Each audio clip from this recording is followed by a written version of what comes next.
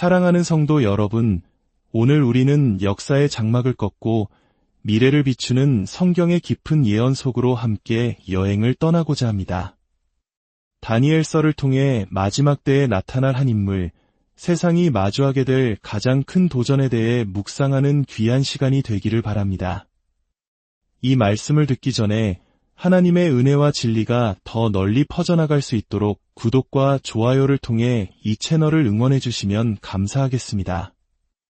여러분의 작은 손길이 어두운 세상에 빛을 전하는 데 큰 힘이 됩니다. 주님의 이름으로 여러분 모두를 축복합니다. 다니엘서 7장은 우리에게 마지막 때에 일어날 일들에 대한 중요한 단서를 제공합니다. 예언에 따르면 한 인물이 등장하여 세상의 모든 질서와 가치를 바꾸려 할 것입니다. 성경은 그가 3년 반 동안 세상을 자신의 손아귀에 넣고 통치할 권세를 허락받을 것이라고 기록하고 있습니다. 다니엘서 7장의 내용을 요약해 보겠습니다. 적그리스도는 과거 유럽을 호령했던 로마 제국의 폐허 위에서 일어나는 10개의 나라 이후에 등장합니다. 그는 다른 통치자들과는 확연히 다른 모습을 보이며 10명의 지도자 중 3명을 굴복시키고 그 연합체를 장악하게 됩니다. 그는 스스로를 높이며 거만하고 과장된 말을 서슴지 않을 것입니다. 다니엘서 7장 8절은 이 인물의 모습을 매우 흥미롭게 묘사합니다. 내가 그 뿔을 유심히 보는 중에 다른 작은 뿔이 그 사이에서 나더니 첫 번째 뿔 중에 셋이 그 앞에서 뿌리까지 뽑혔으며 이 작은 뿔에는 사람의 눈 같은 눈들이 있고 또 입이 있어 큰 말을 하였느니라. 여기서 우리는 그가 놀라운 언변과 대중을 사로잡는 능력을 가졌을 것임을 다시 한번 확인하게 됩니다. 그런데 한 가지 주목할 점은 성경이 그를 작은 뿔이라고 칭한다는 사실입니다. 하지만 이어지는 20절에서 다니엘은 천사에게 그 의미를 물으며 이렇게 말합니다.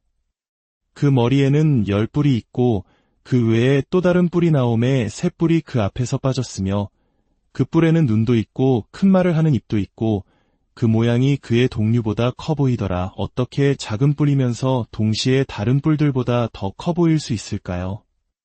이 모순처럼 보이는 표현의 비밀을 풀기 위해 히브리어 원문을 깊이 들여다보면 여기서 크다는 것은 단순히 물리적인 크기를 의미하는 것이 아닙니다.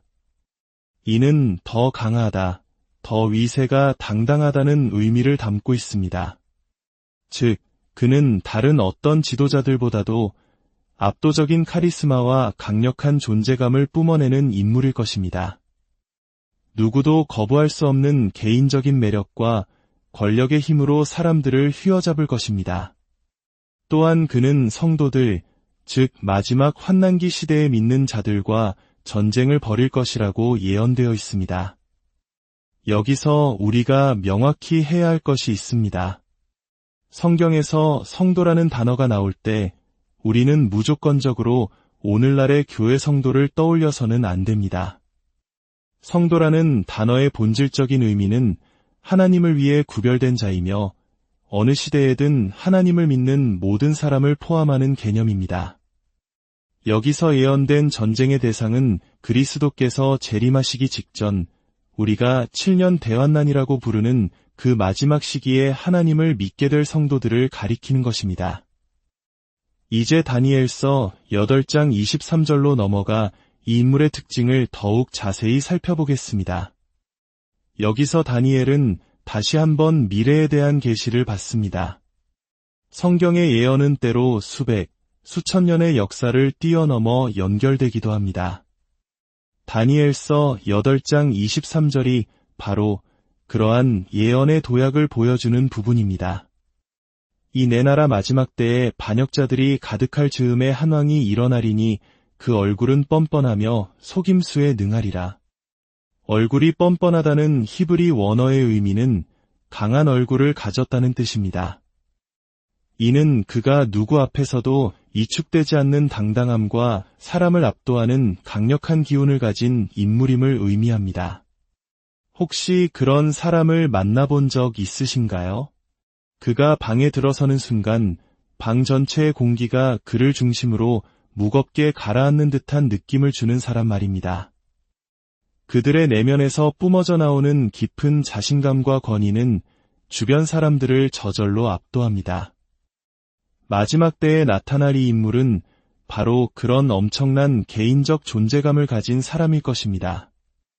누구도 그와의 협상이나 대립에서 쉽게 우위를 점하지 못할 것입니다. 또한 그는 속임수에 능하다고 합니다. 원문을 살펴보면 이 단어는 수수께끼나 난해한 말에 능숙하다는 의미를 가집니다. 이것을 오늘날의 언어로 표현하자면 그는 이중화법의 대가가 될 것입니다. 사람들을 현혹시키고 A를 말하는 것 같지만 실제로는 B를 의미하며 교묘한 말솜씨로 대중을 자신이 원하는 방향으로 이끄는 궁극의 정치인과 같은 모습을 보일 것입니다. 24절은 계속해서 그의 권세에 대해 설명합니다.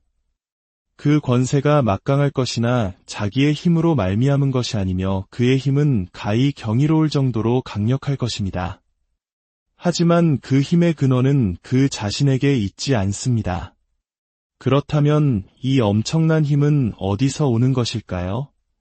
바로 사탄 그 자신에게서 오는 것입니다. 그는 비상한 방법으로 파괴를 일삼을 것이며 사람들이 무슨 일이 일어나고 있는지 깨닫기도 전에 사회와 영혼을 타락시키고 파괴할 것입니다.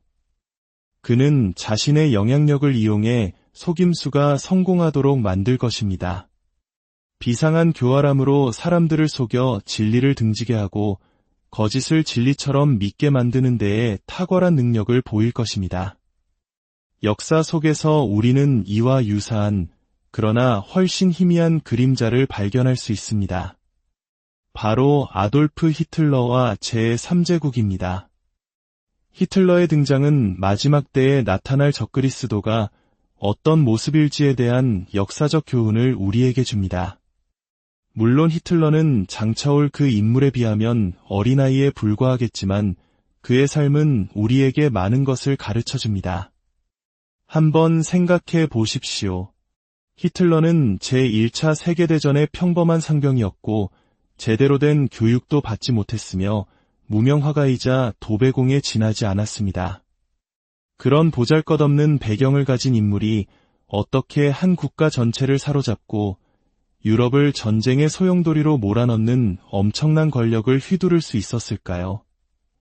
이는 그의 사람을 끄는 카리스마, 대중을 선동하는 연설 능력, 그리고 시대의 불안과 결핍을 파고드는 교활함 때문이었습니다.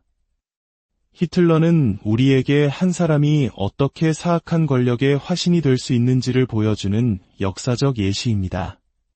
하지만 성경이 예언하는 마지막 때의 인물은 히틀러를 훨씬 뛰어넘는 규모의 힘과 영향력, 그리고 사악함을 보여줄 것입니다. 사랑하는 성도 여러분, 오늘 우리는 다니엘의 예언을 통해 마지막 때에 나타날 한 인물의 모습을 그려보았습니다. 그는 압도적인 카리스마와 뛰어난 언변, 그리고 교활한 속임수로 세상을 미혹할 것입니다. 그의 힘의 근원은 어둠에 있습니다. 이러한 말씀을 통해 우리는 두려워하라는 것이 아니라 마지막 때를 분별하는 영적인 지혜를 구해야 한다는 것을 깨닫게 됩니다.